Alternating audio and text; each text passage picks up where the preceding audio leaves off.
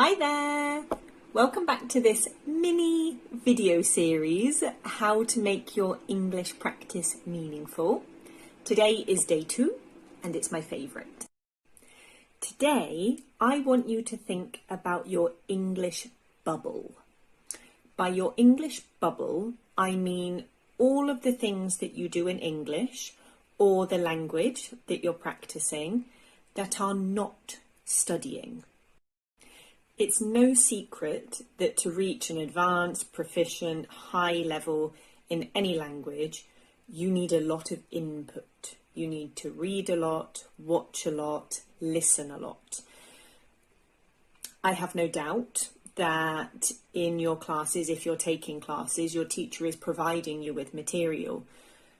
But there is so much more outside of your classes that you can be doing that isn't homework, it isn't work, it can be really enjoyable, but all of this impact will make such a difference to the range of language that you understand. So think now of the topics that you really enjoy talking about, reading about, listening to things about, watching videos about in any language, in your mother tongue, in English, in any other language that you speak, topics which really pique your interest, topics that don't feel like a chore to explore, things that you could listen to, watch, read about, talk about until the cows come home for a really long time. What comes to mind? Let me give you some examples of the topics in my bubble. Unsurprisingly, books and reading, any kind of book recommendations, book reviews, seeing what other people are reading and what they thought of books, that's at the top. Next, mindfulness, taking care of my mindset, psychology, mostly positive psychology, but different aspects of psychology. Travel. I love watching videos about and listening to podcasts about travel, those kind of things. Those things are in my bubble. I forgot one, sorry. Slow living. So lovely videos about people who live in the countryside and have animals and grow their own vegetables. I can very easily get whisked away, kind of get lost watching videos about that. Now, there are other topics in my bubble. Current affairs, topics related to equality or inequality and things that are happening in the world. However, at the moment, I want you to really focus on the topics which are enjoyable. I'll talk in another video about topics related to more serious things, which may affect your mindset if you watch them or read them. So for now, just bring to mind the ones that when you think about them really bring a big smile to your face and kind of feel you enjoy, the ones which you really enjoy.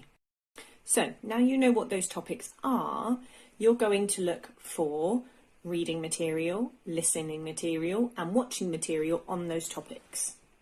It is key that this material is easy to access, easy to digest, that there isn't like a hurdle getting to it.